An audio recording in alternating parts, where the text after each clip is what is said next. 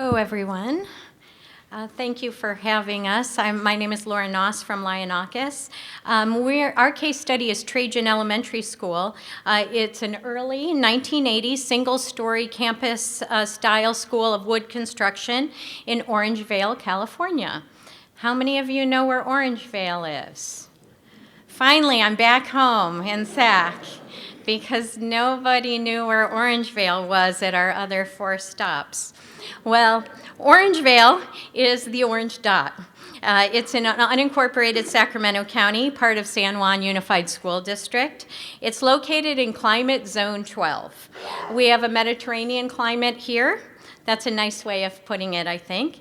Hot, dry summers and warm, wet winters when we're lucky.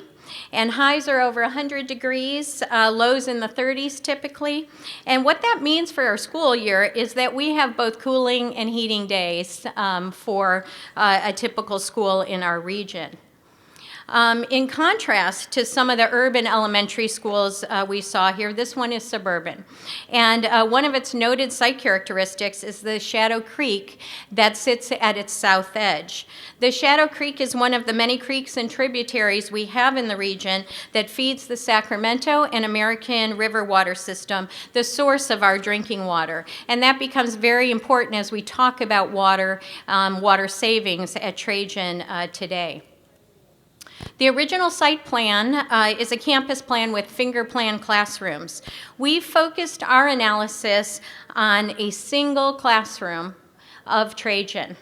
And we wanted to demonstrate what the scalability of this approach really could do for schools throughout California. There's more than 300,000 existing classrooms in California, and over 200,000 of those are over 25 years old. So you can see the scalability is really significant when you just look at one classroom at a time. So I mentioned the finger plan classroom. The ubiquitous finger plan classroom buildings of the 50s and 60s were defined by wall-to-wall north-facing glass. But post-energy crisis in the 80s version squished that glass down significantly. And in fact, while it had good orientation, the buildings really reduced the amount of glass that was available for daylighting. So we wanted to propose a keep it simple approach when discussing modernization and renovation work. Why? Well, after our work is complete, the behavior, maintenance, and operations must persist if we're to be successful. This best practices graphic will guide our presentation today with emphasis on 3 priority areas: daylighting, the building envelope, and site water. First, B. B is for behavior. Consider this sort of that no-cost foundation, the first step in changing culture and creating environmental stewardship. Plant a garden, form a green team. You can begin today without even having any plans for modernization. E, we look at as efficiency. You might call this first do no harm. Don't use the energy first. Use passive strategies and best practices that first reduce your demand for water and energy. S is for systems. Systems are the more active strategies that respond to the energy and water needs. Think HVAC, lighting controls, those kinds of things. And finally, T is for transformation. If we assume that B, E, and S can take us to net zero ready, T are those transformational efforts that can take you kind of over the top. Typically, if you were to assign relative dollars, B would be at the very low or lowest cost area, and T would be the higher cost interventions that are going to be the sustainable change we want to see in our existing schools. Good daylighting is one of the important, the biggest bang for the buck classroom decisions we can make in the renovation of existing schools. Its ability to reduce energy loads, to influence student performance, create view opportunities, on and on. It's a really good big bang for the buck, and you've heard a lot about that today. So let's apply our best practices approach to daylighting or natural lighting and related electric lighting for Trajan. Starting today, We can place educational signs like this near the classroom controls to tell the story of daylighting's benefits. Educated users save energy. We love to see students reminding their teachers to turn off the lights. And the students are the ones that are most likely to do that in the classroom environment. But in order to turn off the lights, the daylighting must be good. A daylighting simulation shown here, green and yellow good, blue bad, shows that the relatively small windows at Trajan, it's not enough. The daylighting is limited. But with the simple introduction of 3 north-facing tubular skylights, you can improve the daylighting to desirable levels. We have a local resource here, the California Lighting and Technology Center at UC Davis. Their research has found that simple changing of T8 fluorescents to LEDs with appropriate and monitored controls can save you up to 80% of your energy costs just on the lighting side. Our analysis showed something slightly less than that for this specific classroom, but it's demonstrative of what can be accomplished. Wireless control systems, handheld devices, they kind of keep everyone in the role of monitor of the facilities. So what are the transformational issues in the area of lighting? Are any of you this way right now after 2 hours? They come with the impacts of lighting, access to, color of, on their circadian rhythms of students. Lisa Heschong, founding partner in Heschong Mahone Group, she's out there, she doesn't want me to tell you that, is a Sacramento-based firm that conducted much of the seminal research on daylighting in schools. And she believes that circadian influence and view windows are really the new frontier in lighting research. And I sat down with Lisa and had a short conversation. Well, I had a long conversation, but I cut it down for all of you today. Sleep patterns of children are very different than sleep patterns of adults, and they also migrate over time. Especially adolescents naturally tend to stay up later and get up later and later until they're about 18 to 20 years old, later for boys than for girls. And this has been found true also in other primates and in other mammals. It seems to be part of an evolutionary pattern. So we naturally have, especially our older high school students, getting up later, having late set circadian systems.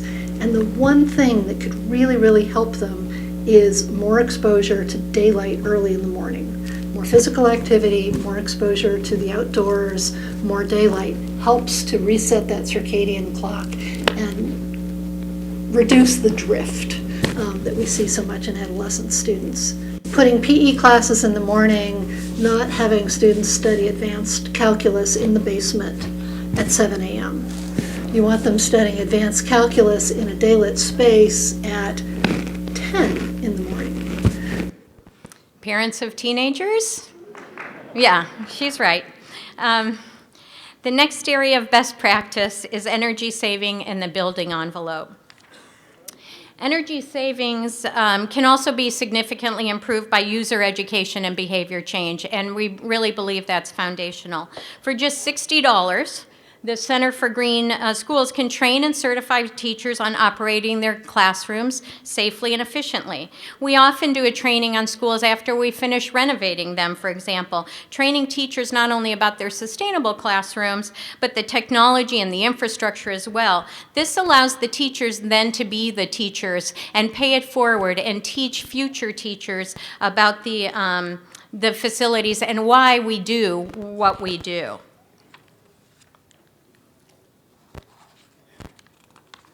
In the first do no harm category, our efficiency, we want to reduce energy demand by improving roof insulation, dual pane windows. We've had great success, for example, using a dual pane window with an integral blind, sandwiched and inverted between the glass, acting as a mini light shelf while it's being a blind. We can also take advantage with operable windows of passive ventilation.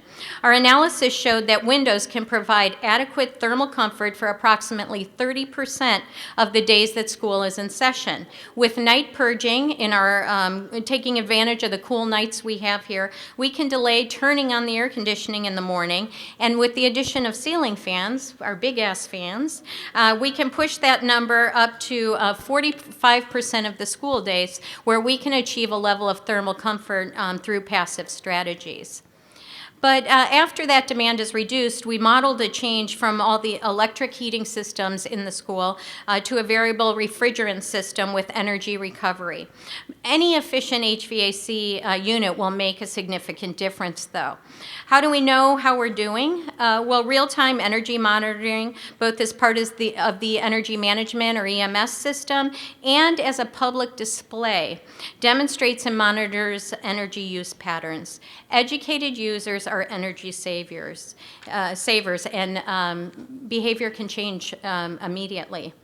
Now that energy demand is lowered, and efficient and monitored systems are in place, the addition of PVs can bring the Trajan classroom to net zero.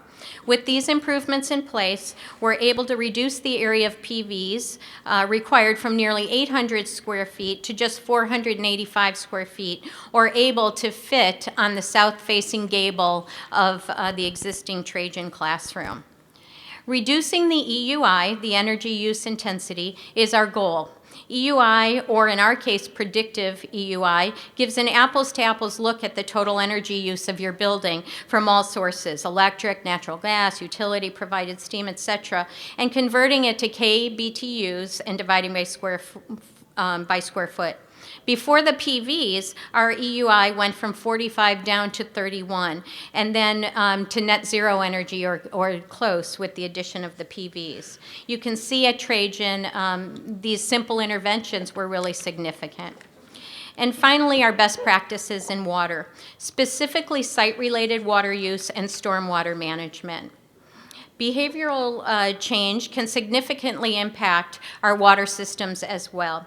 Many jurisdictions have real-time monitoring available to you for hourly use, for hourly water use. So he's here, I think, but sometimes my husband will ask me if I went home for lunch. And I know he's been using his handheld to monitor our water use. So it's easy. Anyone can do it as individuals or as a school site. So additionally, educational signage can teach students about the water cycle. And in Sacramento, those creeks and tributaries and the pollutant-laden stormwater flows to our rivers and ultimately our drinking water. So it's important to us to ensure that education. Analyzing our existing site with hard pipe drainage to the stormwater system, unprogrammed turf spaces, and thirsty landscaping contribute to a predictive water use of 5 million gallons per year. But by limiting turf to only programmed areas, replacing landscape with drought-tolerant species, using smart controllers, moisture sensors for irrigation management, and even some rainwater harvesting for use in a student garden or outdoor classrooms, we can reduce that site water use by 2 million gallons. Stormwater mitigation can be significantly improved as well. Our model shows a predictive runoff of approximately 44,000 cubic feet per year. By improving the soil structure, introducing permeable paving, sheet flowing drainage rather than hard piping it, and creating retention basins and bioswales to retain peak runoff and allow infiltration, we can use stormwater to recharge the groundwater. Sacramento is the city of trees. Yay. With more trees per capita than anywhere in the nation. Those trees are a valuable asset, and they provide much needed shade in our hot summers. They intercept stormwater, and they capture carbon. Even in drought conditions, we have to make those trees a priority. So separating them from the turf areas becomes an important way to use our controllers and our irrigation system more appropriately. Here's just a few examples of the beauty of drought-tolerant landscape and stormwater managing bioswales when compared with your traditional turf landscape. A combination of both of these is really required to do our best work on our school campuses. So these students are harvesting rainwater. The future, whether it is in gray water or black water harvesting and treatment, or something not yet envisioned, is one where today's students are the stewards. Together, we can all be part of that change.